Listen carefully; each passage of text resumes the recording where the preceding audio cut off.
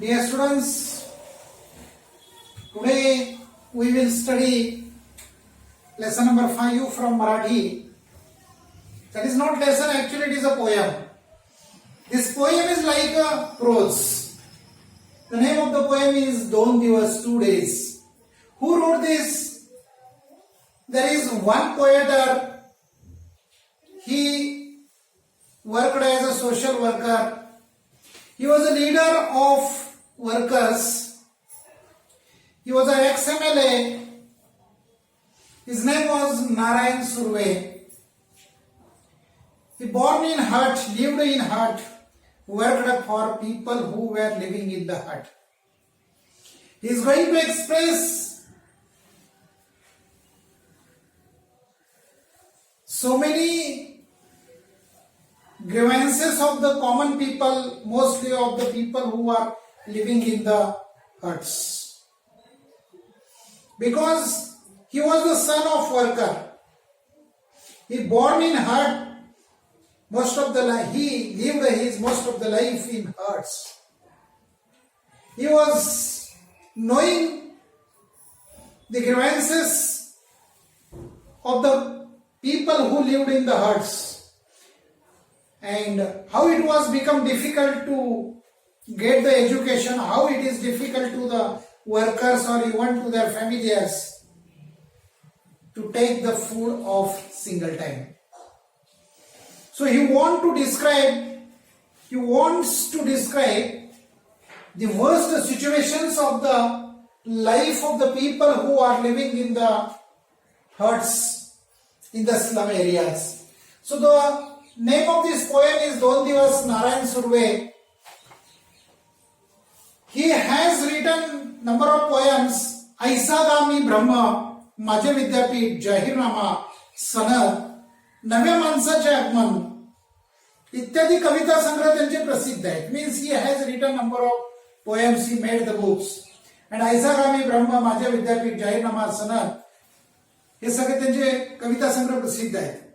स्वतःच्या प्रकृतीशी म्हणजे स्वतःच्या नैसर्गिक परिस्थितीशी, शारीरिक परिस्थितीशी जुळणारी निवेदनात्मक मीन्स ओनली मेकिंग स्टेटमेंट, संवादाचा वापर प्रभावीपणे करणारे. Means his poems has a lot of simple words which we use to make the dialogue, that just like a dialogue, impressive dialogues are written by him in his poem.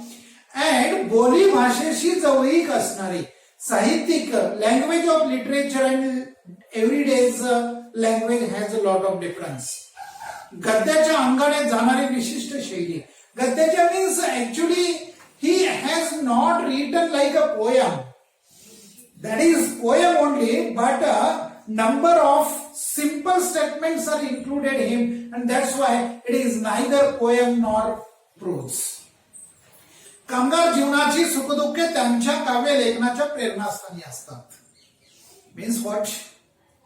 Whatever he has written, how did he successful to write this all? Because he has got inspiration from the worst life of the worker.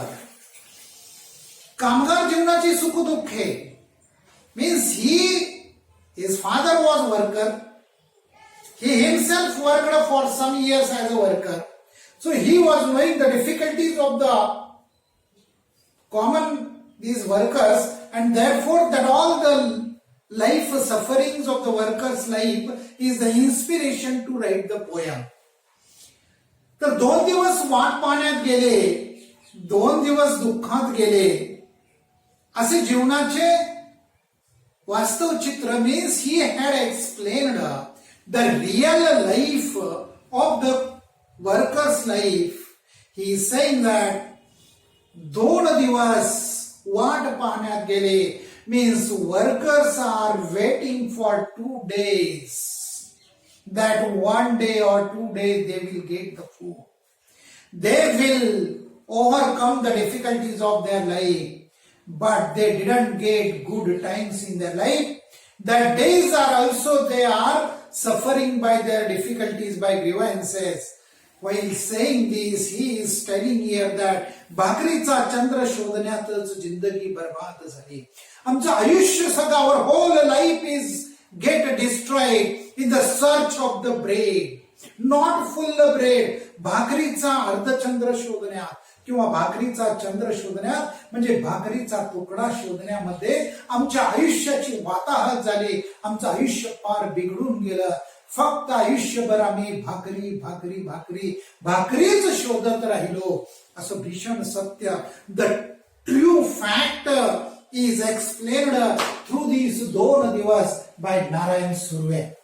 So here he is telling that this is the truth, that what is the truth in the workers' life, that 2 दिवस वाट पाण्यात गेले means we waited for few days, not a few days, we waited for number of days, but enjoyable things didn't came in our life. Even food we did not get piece of bread. He is saying that सत्य मांडताना जगाच्या या शाळेत, this world is a school. This world is a school. या जगाच्या या शाळेत दुःख पचवून जगण्याची शिकवण आपल्याला मिळाल्याचे ते सूचित करतात. जे काही हरकत नाहीये, 2 दिवस आमचे वाट पाण्यात नक्की गेलेले आहेत, पण त्या 2 दिवसामध्ये किंवा जेवढे दिवस आम्ही आज ना उद्या भाकरीचा तुकडा मिळेल म्हणून ज्याची वाट पाहत होतो, ते वाट पाहत असताना या जगरूपी शाळेमध्ये जगायचं कसं हे मात्र हे आम्हाला जगानं शिकवलं. तर बघूया त्या ठिकाणी नारायण सुर्वे काय म्हणतायत. लक्ष द्या. हे लक्ष देत असताना प्रत्येक ओळीवरती लक्ष द्या. प्रत्येक ओळीचा अर्थ ऐकून समजावून घ्या. कॉन्सन्ट्रेशन करा आणि याच्यावरचा या नारायण सुर्वेंच्या मनाची तळमळ, गरिबांचं, कामगारांचं जीवनाचं जीवन कसं दुःखमय होतं हे समजून घ्या. आणि कधी जरी वाटलंच, जरी काही थोडीशी प्रेरणा या कवितेमधून मिळालीच, तर मित्रांनो, गोर गरिबांच्यासाठी, कामगारांच्या मुलासाठी काही ना काहीतरी देण्यासाठी हात जरूर जरूर पुढे करा.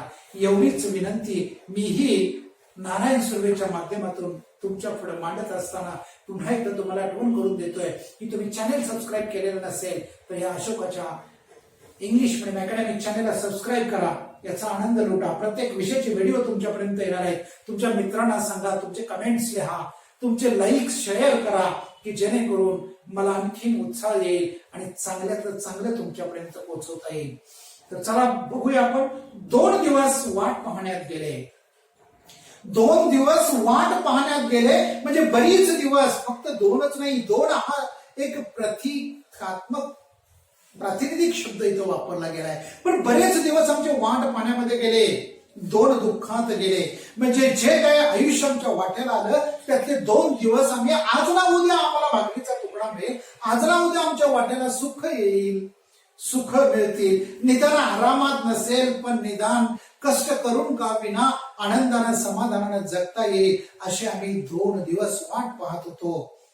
2 दिवस वाट पाहता पाहता येणारा प्रत्येक दिवस 2 दिवस आमचे दुःखात जात होते. 2 दिवस वाट पाहण्यात गेले, 2 दिवस दुःखात गेले.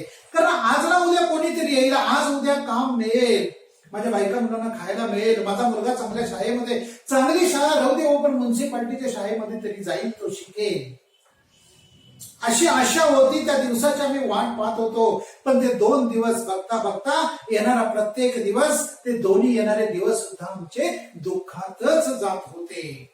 हिशोब करतो आहे किती राहिलेत डोईवर उन्हाळे. मी हिशोब करतोय. I am counting how many days of my life are remembered. Because whatever I have now, what is my age, from that age I have been waiting for the good days, good times. But instead of good times, I got only worst time in my life. I didn't get food. I didn't supply basic necessities to my family members. I have got only the sorrow things in my life. I am counting that days. How many days went back and how many days are remained. आता अजून आम्ही किती वर्ष जगणार आहोत आणि कधी आमच्या वाट्याला सुख येणार आहे राहिलेत डोईवर उन्हाळे.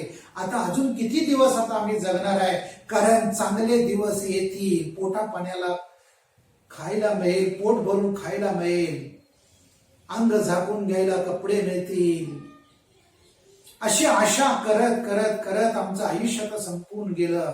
आता फक्त एवढंच मोजतोय की अजून किती उन्हाळे, म्हणजे अजून किती वर्ष आम्हाला वाट पाहावी लागेल, किती वर्ष आता आम्ही असंच जगणार आहोत.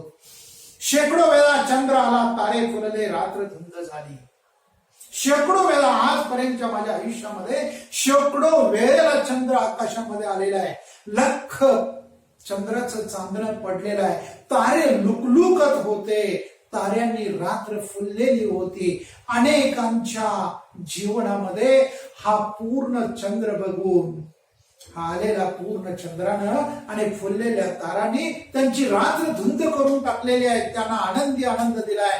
पण आमच्या दारामध्ये, आमच्या घरामध्ये, आमच्या आयुष्यामध्ये कधी रात्र धुंद झालीच नाही, कधी रात्र फुललीच नाही. त्या चंद्राचा प्रकाश आमच्या गरिबीला दूर करण्यासाठी कधी पोचलाच नाही.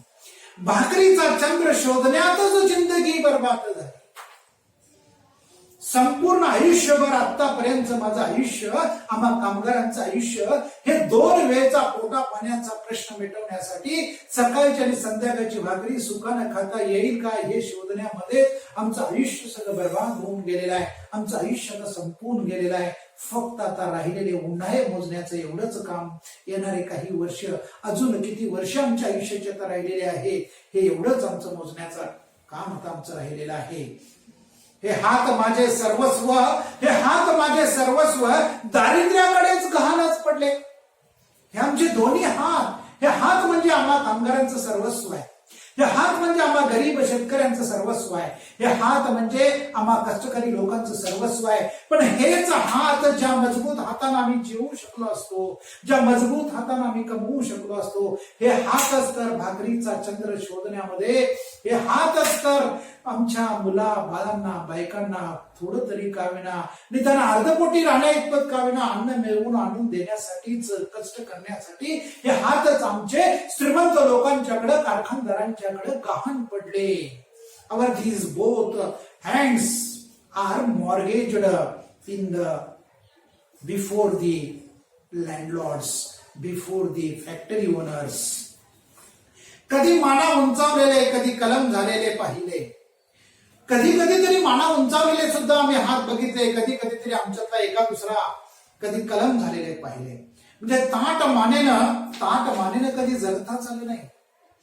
कधीतरी माना उंचावून आम्हाला जगता येईल असं वाटत होतं, पण त्याच वेळेला आम्ही दुसरीकडे बघितलं. ज्या वेळेला बघितलं, कुणाच्या तरी एखाद्याच्या वाट्याला कदाचित एका दुसरा दिवस चांगला आला, पण बाकीच्यांची अवस्था, त्यांचे हातच कलम झालेले होते. त्यांना हात पसरायला वाव नव्हता, जिंदगीमध्ये काही मिळवायला सुद्धा अधिकार राहिलेला नव्हता. कारण दारिद्र्यामध्ये, गरिबीमध्ये आम्हाला आमचं सगळं आयुष्य हे दुसऱ्याच्या घरामध्ये गुलामी करण्यासाठी, दुसऱ्याच्या कारखान्यामध्ये गुलामासारखं वागण्यासाठी, जगण्यासाठी, का तर भाकरीचा चंद्र घरामध्ये यायला पाहिजे होता. आणि फक्त भाकरी आणि भाकरी मिळवण्यासाठी हे आम्ही आमचं सर्वस्व पणाला लावलं आणि आमच्या जिंदगीचं जे सर्वस्व होतं ते आम्ही श्रीमंतांच्या, कारखानदारांच्या, जमीनदारांच्या घरामध्ये गहाण टाकलं. आणि त्यामुळं आमचे हात कधी कलम झाले, म्हणजे आमचं सर्वस्व कधी निघून गेलं हे आम्हाला कळलंच नाही. हरघडी अश्रू वाजवले नाहीत, पण असेही क्षण आले तेव्हा अश्रूच मित्र होऊन साह्यास धावून आले. हरघडी अश्रू वाजवले नाहीत, म्हणजे रोज अश्रू डोळ्यातनं घालण्यासारखीच परिस्थिती प्रत्येक कामगाराच्या, गरीबाच्या वाट्याला येत असते. आणि येणारा अश्रू येत राहतात आणि आपल्या आपण सुकून जातात. पण आम्ही मात्र प्रत्येक येणारा अश्रू वाळवण्याची वाट बघितली नाही, आम्ही अश्रू वाळवले नाही. पण असेही क्षण आले, म्हणजे ज्या वेळेला आमच्याही आयुष्यामध्ये रोजच्या या दारिद्र्यामुळे डोळ्यातून अश्रू येत होते, तसंच माझ्या मित्रांच्या, माझ्या आजूबाजूच्या सगळ्या माझ्यासारख्याच जीवन जगणाऱ्या लोकांच्या जीवनामध्ये सुद्धा असे दुःखाचे अश्रू येत होते. आम्ही आमचे अश्रू वाळवले नाहीत, आम्ही ते दुःखित अश्रू घेऊन सुद्धा आमच्या गरिबांच्या, आमच्यासारखं जीवन जगणाऱ्या लोकांच्यासाठी आम्ही धावून गेलो.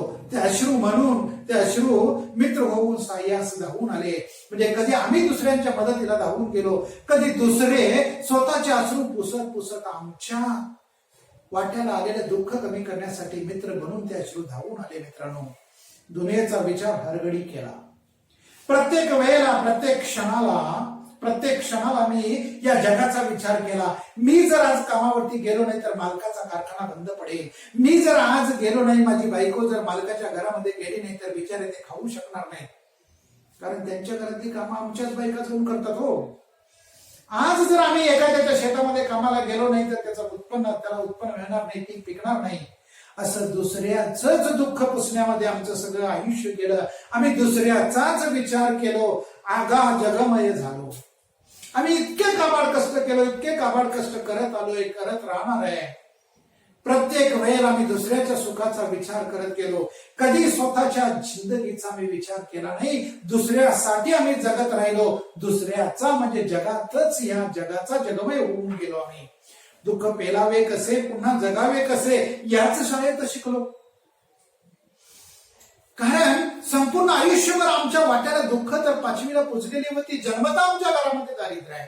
ते दारिद्र्य असं कधी जाणारच नव्हतं. घालवण्याचा कितीतरी प्रयत्न केला तरी आमचे हात गहाण पडलेले होते. ज्याचं सर्वस्व गहाण पडलेलं आहे तो मनुष्य दुसरं काय करू शकणार आहे. पण तरी सुद्धा आम्ही अशी अनेक दुःख पचवली, कारण ह्या जगानं आम्हाला दुःख पेलायचं कसं, दुःख पचवायचं कसं, या आजूबाजूच्या परिस्थितीने, या श्रीमंतांनी, या जमीनदारांनी, या कारखानदारांनी आम्हाला शिकवलं.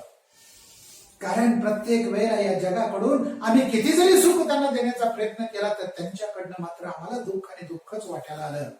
पुन्हा जगावे कसं, दुःख पचवायचं कसं, येणाऱ्या संकटाचा सामना कसा करायचा आणि त्यातनं जगायचं कसं, हे ह्याच जगाच्या शाळेमध्ये आम्ही शिकलो. झोत भट्टीत शेकावे पोलाद, तसे आयुष्य छान शेकले. मित्रांनो, पोलाद जमिनीमधनं जे मिनरल्स काढले जातात, जे लोह काढलं जातं, त्या लोहाच्या मातीला अनेक प्रोसेस मधून तापवून तिथं झोत भट्टी म्हणजे बॉयलर असतो, त्या बॉयलर मध्ये त्याच्यावरती अनेक प्रोसेस केल्या जातात. प्रचंड उष्णता निर्माण केली जाते 1498 डिग्री सेल्सिअसला. मग त्याच्यापासून ते लोखंड तयार केलं जातं. शुद्ध पोलाद तर त्याच्याही पेक्षा जास्त उष्णता देऊन मग त्याचं शुद्ध पोलाद केलं जातं. म्हणजे त्या मातीला कितीतरी वेळेला शेकावं लागतं, गरम जास्तीत जास्त उच्च तापमानाला शेकावं लागतं. तसं आमचं आयुष्य सुद्धा शेकलं गेलं. आमच्या आयुष्याला सुद्धा प्रत्येक क्षणाला असेच त्या पोलादासारखे चटके बसत राहिले. असे अनेक चटके आम्ही आमच्या आयुष्यामध्ये खाल्लेले आहेत. आम्ही सगळ्या चारी बाजूला या आम्ही रंजले गांजले असल्यामुळं, आमच्या परिस्थितीमुळं आम्ही सगळीकडनं चारो बाजूनं पोलादासारखं शेकले गेलो. 2 दिवस वाट पाहण्यात गेले, 2 दिवस दुःखात गेले. What can I tell you that? 2 days we waited to see the good time will come in our life, but didn't came.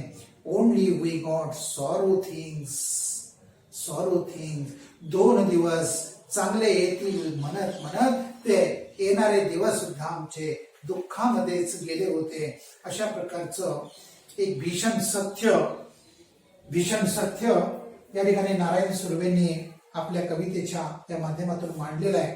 तर नेहमीप्रमाणे मी तुम्हाला प्रश्न विचारतोय की कवी कशाचा हिशोब करत होता, कवी कशाचा, रिव्हिजन झालीच पाहिजे. प्रश्न हा कसा येणार आहे याच्याबद्दलचं विवेचन मी याच्यापूर्वी केलेलं आहे.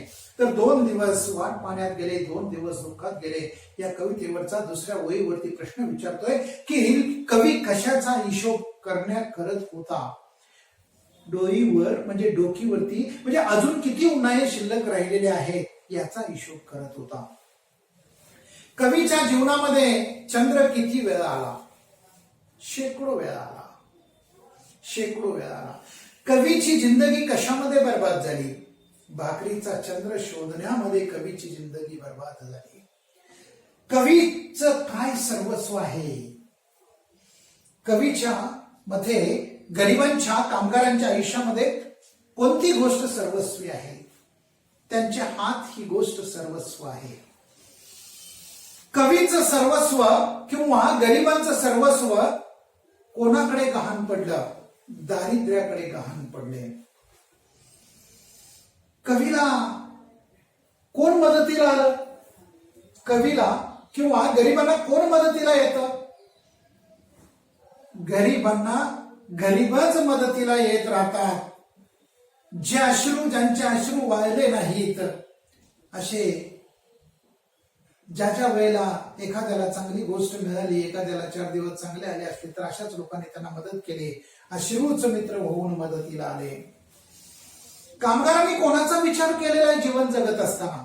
हर घडीला कामगारांनी कोणाचा विचार केलेला आहे? अख्ख्या दुनियेचा विचार केलेला आहे. दुनियेचा विचार हर घडीला केलेला आहे. या जगाच्या शाळेमध्ये कामगारांनी कवीनं काय शिकलं? दुःख पेलावे कसे आणि पुन्हा जगावे कसे, या शाळेमध्ये कवी शिकलेला आहे. कवीचं आयुष्य कसं शिकलं गेलंय किंवा कामगारांचं आयुष्य कशा पद्धतीने शिकलं जात आहे? झोतपट्टीमध्ये शेकावे पोलाद तसे आयुष्य छान शेकले गेले आहे. अशा पद्धतीचे विचार या ठिकाणी कवी नारायण सुर्वेंनी आपल्या समोर मांडलेले आहेत. तर मित्रांनो, ही कविता पुन्हा एकदा वाचा, शांत डोक्याने विचार करा आणि याच्यावरची चांगल्या पद्धतीने तयारी करा. टेस्ट द्यायसाठी तुम्ही जरूर तयार व्हा. पुन्हा एकदा सांगतोय, चॅनल सबस्क्राईब केलं नसेल तर चॅनलला सबस्क्राईब करा.